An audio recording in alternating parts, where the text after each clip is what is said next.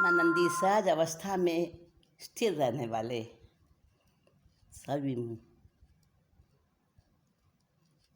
साथियों को जय जिनेन्द्र, नमस्कार। बात चल रही है अष्टावक्र गीता के 18वें अध्ययन में। गहरी गहरी बातें चल रही हैं,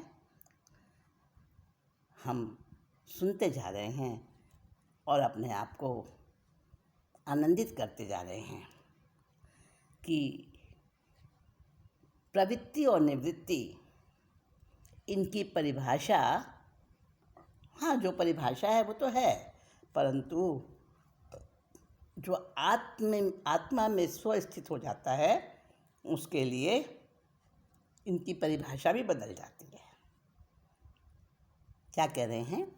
मूढ़ पुरुष की निवृत्ति भी बन जाती है प्रवृत्ति, किंतु धीर की प्रवृत्ति भी फलदायक जो निवृत्ति। निवृत्ति और प्रवृत्ति, निवृत्ति का मतलब कुछ नहीं करना, हट जाना, और प्रवृत्ति का मतलब उसमें युक्त हो जाना, कुछ भी करने में लगना। तो प्रवृत्ति अच्छी बातों में लगना और निवृत्ति सबसे हट जाना। तो मूढ़ जो होता है उसकी निवृत्ति भी एक प्रकार से उसको प्रवृत्ति में धकेलती है। और धीर पुरुष जो ज्ञानी हो गया है, जिसने बोध को, यथार्थ बोध को प्राप्त कर लिया है, उसकी प्रवृत्ति भी निवृत्ति जैसी ही है। परिग्रह से देखी परखी जाती है मूढ़ की वैराग्य दशा, गल चुकी देह में आशा जिसकी, उस ज्ञानी का राग वैराग्य कहाँ। देखिए, बहुत स्पष्ट बात बता रहे हैं कि जिसके पास में बहुत सारा संचय इकट्ठा कर रखा है, बहुत सामान है, वो परिग्रह, उसमें उसकी वांछा, उसमें उसकी आसक्ति जुड़ी हुई है, उसको कहते हैं परिग्रह। तो मूढ़ की वैराग्य दशा, वैराग्य दशा का अर्थ है कि बाहर से तो उसने छोड़ दिया है सांसारिक वासनाओं को, परिग्रह से रहित तो हो गया है, संसार से मुंह मोड़कर साधक बन गया है। लेकिन साधक बन जाना, वेश परिवर्तन, वो ही केवल ज्ञानी नहीं बन जाता। वेश परिवर्तन तो बड़ा आसान है। वो बड़ा प्रसिद्ध एक भजन है कि मुंड मुंडाना बहुत सरल, पर मन मुंडन आसान नहीं, व्यर्थ भभूत रमाना तन पर, यदि भीतर का ज्ञान नहीं। मतलब 10 प्रकार के मुंडन होते हैं, जिसमें मन का मुंडन, रसना इंद्री का मुंडन, स्पर्श इंद्री का मुंडन, घ्राणेन्द्री का मुंडन, चक्षु इंद्री का मुंडन, श्रोतेंद्री का मुंडन, मन का मुंडन 6 हो गए। और उसके बाद में और भी मुंडन, काया से गुप्त हो जाता है, वचन से गुप्त हो जाता है, और मन से भी अमन हो जाता है। और 10वां मुंडन बताया, सिर का मुंडन। जब योग और संन्यास को ग्रहण करते हैं तो एक प्रचलित परंपरा है, लौकिक एक संसार में ऐसा किया जाता है कि उसका मुंडन किया जाता है ना। संसार की एक दशा है कि उसका मुंडन किया जाता है। और ये भी है कि एक और मतलब तापस दीक्षा होती है, एक और दीक्षा होती है। कई प्रकार के अलग अलग प्रकार के संन्यास हैं तो किसी में उसके कानों को भी, मतलब उसको कहते हैं मुद्रा, उसकी जिह्वा का भी छेदन किया जाता है, कानों का भी छेदन किया जाता है। लेकिन सिर का भी मुंडन किया जाता है। पर वो इन सब को करने से ही केवल वो वैराग्य नहीं है, सचमुच का वैराग्य नहीं आ जाता इनको मुंडन करने से, जब तक अंदर में सहज समाधि नहीं होती। साधो सहज समाधि भली, साधो सहज समाधि भली। गुरु परताप भयो जा दिन ते, गुरु परताप भयो जा दिन ते, सुरता न अनत चली। साधो सहज समाधि भली। आँख न मूंदूं कान न रूंदूं, काया कष्ट न धारूं। आँख न मूंदूं कान न रूंदूं, काया कष्ट न धारूं। खुले नयन से हंस हंस देखूं, सुंदर रूप निहारूं। साधो सहज समाधि भली। कहूँ सोई नाम सुनूं को, कहूँ सोई नाम सुनूं सोई सुमिरन, जो खाऊं सोई पूजा। ग्रह उद्यान एक सम लेखूं, भाव मिटाऊं दूजा। साधो सहज समाधि भली। जहाँ जहाँ जाऊं सोई परिक्रमा, जो कुछ करूं सो सेवा। जब सोऊं तब करूं दंडवत, पूजूं और न देवा। साधो सहज समाधि भली। शब्द निरंतर मनवा राता, मलिन वासना त्यागी। उठत बैठत कबहु न बिसरे, ऐसी तारी लागी। साधो सहज समाधि भली। कहत कबीर वह उन्मन रहती, सोई प्रकट कर गाई। दुख सुख के एक परे परम सुख, सोई सुख रहा समाई। साधो सहज समाधि भली। तो सहज अवस्था अपने आप में एक ऐसी समाधि बन जाती है, वो करने से नहीं होती। वो शुद्धता ऑटोमेटिकली खुद से ही अंदर से ऐसी शुद्धता आती है, और तब वो सहज समाधि की अवस्था प्रकट होती है। उसकी आशा तृष्णा सब गल जाती है। तो ऐसे ज्ञानी का राग और वैराग्य कहाँ ठहरेगा भला। सदा भावना अभावना में ही मूढ़ की दृष्टि लगी रहे। दृष्टि स्वस्थ की दोनों से युत हो, किंतु अदृष्टि रूप रहे। देखिए, बहुत बहुत एक से एक गहरी बातें आती जा रही हैं।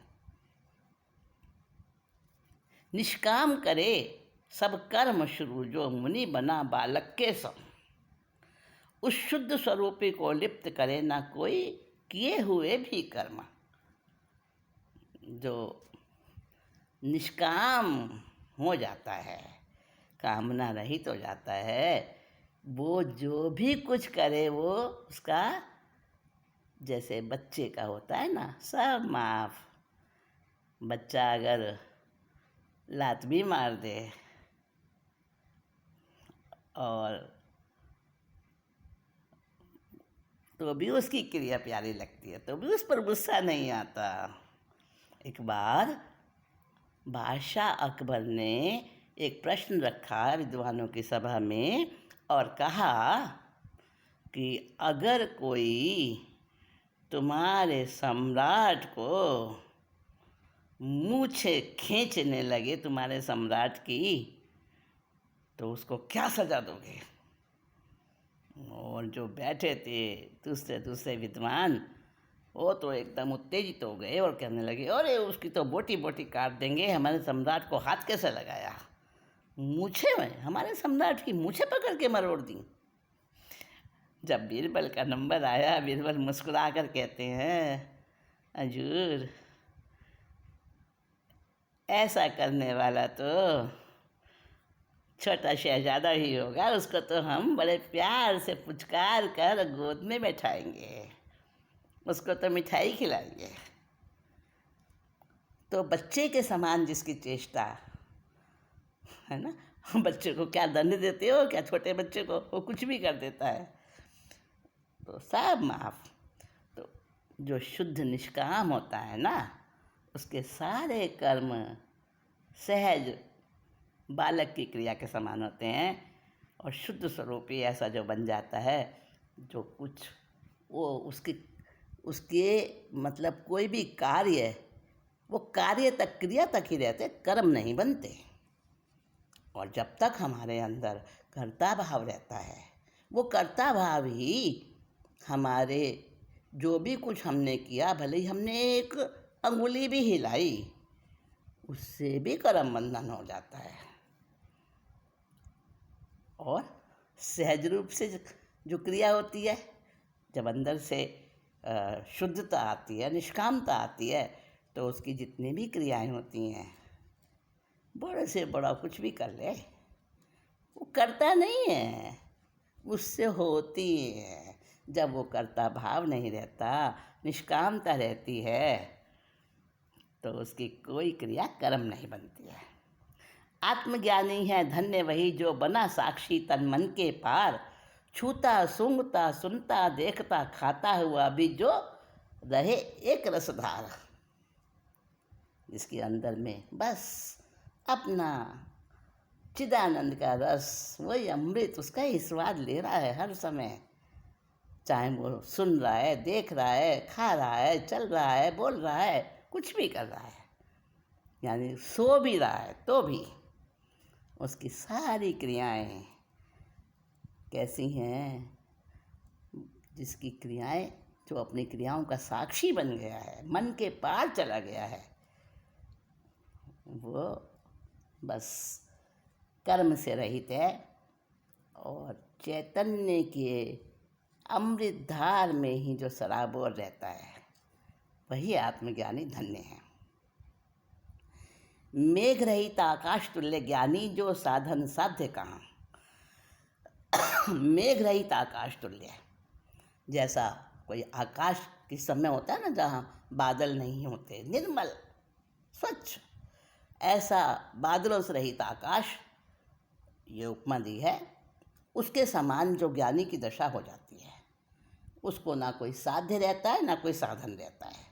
मेघ रहित आकाश तुल्य ज्ञानी को साधन साध्य कहाँ। उस निर्मल चेतस निर्विकल्प को संसार कहाँ, अभ्यास कहाँ। ना अभ्यास है, ना आभास है, ना संसार है और ना संसार का कोई उसके अंदर विकल्प है। अकृत्रिम अविच्छिन्न समाधि विद्यमान सदा रहती जिसकी।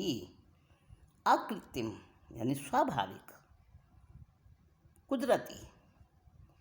अकृत्रिम अविच्छिन्न, अविच्छिन्न माने अखंडित, जिसकी अकृत्रिम अविच्छिन्न समाधि विद्यमान सदा रहती जिसकी, पूर्णानंद स्वरूपी सच्ची जय को प्राप्त होता वो सन्यासी। इतना गहरा स्पष्ट लक्षण बता दिया है कि जिसकी समाधि कभी किसी समय भी भंग नहीं होती है, अखंडित रहती है हमेशा। कौन सी समाधि? सहज समाधि, अकृत्रिम समाधि। वह पूर्ण आनंद का स्वरूप बन जाता है और वही सबसे बड़ी विजय, सबसे बड़ी क्या है? जीत वही है। और जिसने वो प्राप्त कर ली वो सन्यासी, वो ही सन्यासी कहलाने लायक है। मोक्ष भोग की नहीं चाहना, ज्ञात तत्व उस महाशय को, नहीं प्रयोजन अधिक कथन से है, राग रहित सर्वत्र सदा वो। कि ज़्यादा क्या कहें, ना जिसको मोक्ष की कामना है ना जिसको भोग की चाहना है। जिसने तत्व का बिल्कुल मूल से, गहरे से, सच्चाई से जिसने तत्व का बोध कर लिया है। बहुत सारे शास्त्र पढ़ने से बोध नहीं, बोध तो सब कुछ विस्मरण कर देने से है। बस स्व में स्थित होना, जो मैं हूँ वही मैं हो जाऊँ, जो मैं नहीं हूँ उस वैसा बनने की कोई ज़रूरत नहीं। नहीं प्रयोजन अधिक कथन से है, राग रहित सर्वत्र सदा वो हमेशा हर जगह राग और विराग से रहित है। महत तत्वादी द्वैत जगत है, महत तत्वादी द्वैत जगत है, भिन्न केवल कहने भर को, उसके भी त्याग के बाद बचे क्या। ये संसार में क्या है? महत है, अहंकार है, महातत्व हैं, ये पृथ्वी तत्व, जल तत्व और पता नहीं क्या क्या कितनी कितनी बातें आती हैं। ये जितने भी तत्ववादी, उनमें क्या है? द्वैत है, अपने से भिन्न है वो। तो संसार ऐसा ही है, परंतु ये भिन्नता केवल कहने की ही है, भिन्न है नहीं कुछ भी। सब कुछ मेरे में ही समाया हुआ है। और वो भिन्न और अभिन्न दोनों का त्याग हो गया जिसके, ना उसके लिए भिन्न बचा द्वैत, ना अभिन्न बचा।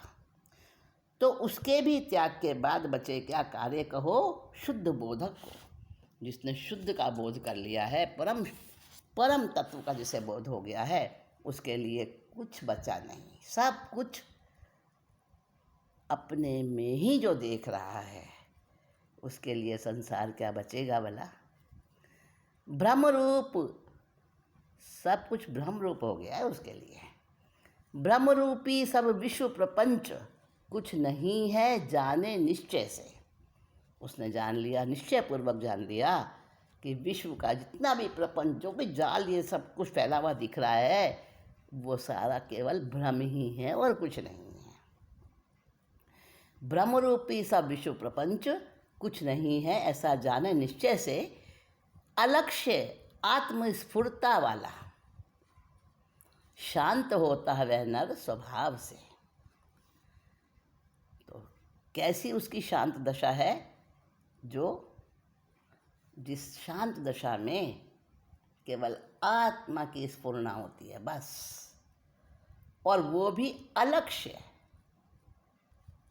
वो भी कोई साध्य नहीं, कोई लक्ष्य नहीं, दिखती भी नहीं वो। तभी तो आत्मा को अलख कहा है, अलख निरंजन, है ना। वो दिखता भी नहीं है क्योंकि उसमें दिखने का गुण ही नहीं है, और मूर्त है, अरूपी है। उसका आकार नहीं कुछ भी, उसका कोई रंग नहीं, उसका कोई रूप नहीं, उसका कोई किसी भी प्रकार से, किसी भी इंद्रियों से उसका वर्णन भी नहीं किया जा सकता। तो ऐसा अलख आत्मा को कहा गया है। तो ऐसा वो स्वयं सघन अखंड पिंड वो खुद ही बन जाता है। शुद्ध स्फुरन रूप के अनुभवी ज्ञानी को है विधि कहाँ। सब विधियाँ नष्ट हो जाती हैं उसकी, विधियों से अतीत हो जाता है, नियम से अतीत, विधियों से अतीत। शुद्ध स्फुरन रूप के अनुभवी ज्ञानी को है विधि कहाँ, नहीं देखे जो दृश्य भाव, उसे त्याग वैराग्य या शांति कहाँ। उसके लिए सब एक रस है, चिदानंद रस, बस और कुछ भी नहीं बचता। अनंत रूप में स्फुरित होती प्रकृति को देखे जो नहीं, बंध मोक्ष और हर्ष शोक से पूर्ण अतीत है वह ज्ञानी। प्रकृति में कितने कितने रूप बदलते हैं, क्षण क्षण में अनंत रूपों में स्फुरित होती है ये प्रकृति, ये संसार। तो इसको वो देखता हुआ भी नहीं देखता। उसके लिए ना बंध रहता, ना मोक्ष रहता, ना हर्ष रहता, ना शोक रहता। इन सब से वो परे हो जाता है, वह ही सच्चा ज्ञानी है। जहाँ जग में बुद्धि पर्यंत माया ही माया भासित है, और संसार में जिसकी बुद्धि है, बुद्धि की जहाँ तक सीमा है वहाँ तक माया ही माया संसार में वही प्रतिभासित होती है, वही दिखाई देती है। अहंकार ममता और कामना रहित वहाँ ज्ञानी ही केवल शोभित है। संसार में और कुछ शोभायमान है ही नहीं। ऐसा ज्ञानी ही बस शोभायमान है केवल, जिसके अंदर ना अहंकार रहा, न ममता रही, न कामना रही। देखिए ममता को भी यहाँ लिया है उसके अंदर, और ममता में बहुत कुछ आ जाता है। करुणा भी आ जाता है उसके अंदर। उसको करुणा भी नहीं होती किसी को देखकर, कष्ट में देखकर। आप कहेंगे ये तो बड़ी, क्या उसके अंदर कठोरता का भाव आ जाता है? क्या वो ऐसा मतलब पत्थर हो जाता है, पत्थर दिल बन जाता है? नहीं, उसको समझने की ज़रूरत है। उसको लगता है कि जो भोग रहा है कसूर उसी का है। जो कुछ किसी भी प्रकार से जो भोग रहा है, तो अगर सज़ा मिल रही है तो गुनाह भी ज़रूर हुआ होगा, उसी की गलती है। और वो अपने कष्ट भोग रहा है, भोग लेगा तो हट जाएंगे वो कर्म, हल्का हो जाएगा। और बस ये उसके प्रति ऐसी इतनी सी करुणा रहती है बस। और जो दूसरी करुणा है ना, जिसको हमने अभी तक करुणा अनुकंपा समझा है, किसी को हम दान दे देते हैं, दया करके उस पर रहम करके अनुकंपा आती है, वो तो हमें बांधती है, क्योंकि वहाँ कर्ता भाव आ गया है।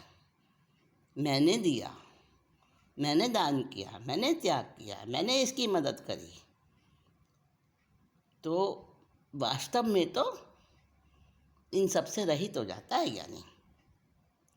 अविनाशी संताप रहित आत्मा को देखता जो मुनिराज, अविनाशी संताप रहित आत्मा को देखता जो मुनिराज, विश्व अविद्या विद्या देह अहमता ममता का उसी ने पाया राज। जो बस हर समय हर पल जो आत्मा, अविनाशी आत्मा को देखता है, जो संताप रहित है, हमेशा आनंद से भरी हुई आत्मा है, उसी के अंदर जो आप्लावित रहता है, ऐसे ज्ञानी को संसार की अविद्या विद्या अहमता ममता कुछ भी नहीं छूती, कुछ भी नहीं उसको व्याप्ति, क्योंकि वो उनका सबका रहस्य पाया हुआ बन जाता है। सचमुच वही मुनिराज कहलाने के योग्य है। अष्टावक्र जी एक एक परत परत उधेड़ते जा रहे हैं, वैराग्य की, संन्यास की, ज्ञान की, मुंडन की और महाव्रत पालन की भी क्या बखिया उधेड़ी है। निरोधादि कर्मों को यदि जड़ बुद्धि मानव छोड़े भी, निरोधादि कर्मों को यदि जड़ बुद्धि मानव छोड़े भी, पूर्ण मनोरथ और प्रलापों को करने में लग जाए वह तत्क्षण ही। जो कर्म निषेध किए गए हैं। ऐसा नहीं करना। बहुत सारे कर्म हैं, बहुत सारी क्रियाएं हैं जिनको मना किया गया है। उनको अगर जड़ बुद्धि मनुष्य छोड़ भी दे तो मतलब जड़ बुद्धि है, उसने बहुत सारा कोई पढ़ा नहीं, बहुत सारा कुछ ज्ञान प्राप्त नहीं किया, परंतु बस केवल जो गलत है वो गलत है, वो मुझे नहीं अपने अंदर लेके आना, मुझे उसको छोड़ना है, और छोड़ देता है बस। ऐसा नहीं करना तो नहीं करना।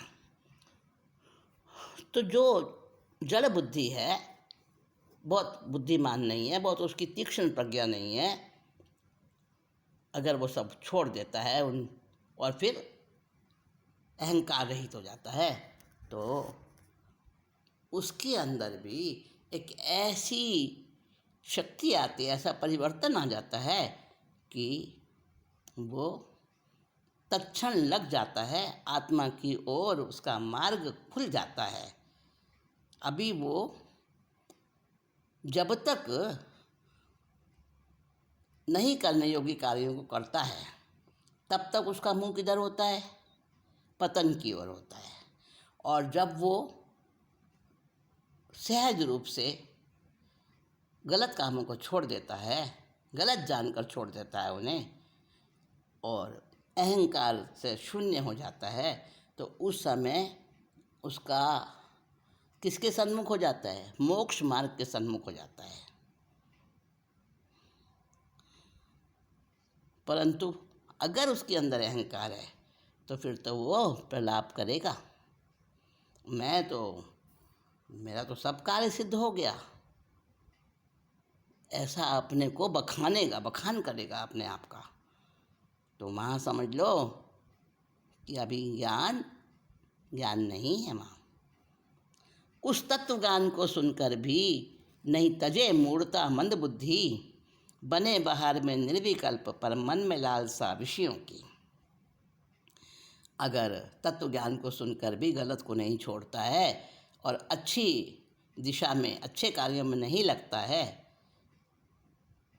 तो बाहर में चाहे लगे कि वो निर्विकल्प हो गया है, अकंपित दशा हो गई है उसकी, परंतु अंदर में तो उसके अंदर विषयों की भीड़ भरी है, लालसा भरी है। ज्ञान से नष्ट कर्म वाला करे लोक दृष्टि से कर्म सभी, किंतु नहीं है कुछ करने का अवसर उसके, ना कहने का भी। जो सचमुच का ज्ञानी है वो लोक दृष्टि से सारे कार्य करता है, बिना अहमता के, बिना अहम भाव के, और ना उसको कहने का अवसर, ना उसको करने का अवसर। इतनी सहजता आ जाती है उसके अंदर। जैसे सांस लेते हैं ना सहज, अब सांस लेते हैं तो क्या किसी को बखान करते हैं हमने आज इतनी बार सांस लिया? सहज चल रहा है वो, ऐसी दशा हो जाती है। तो आगे और बताएंगे, अभी और चलेगा ये प्रकरण। मैंने कहा ना आपसे, सेंचुरी, ये शतक है पूरा। तो आज हमने इसका 2/3 भाग, 1/3 भाग पूरा कर दिया है, और थोड़ा बाकी रह गया है। इसको भी समय अनुसार समझेंगे, मनन करेंगे, और इस पर भी आगे चर्चा होगी। इतना ही कहकर आज की इस समाधि को, आज की इस मीटिंग को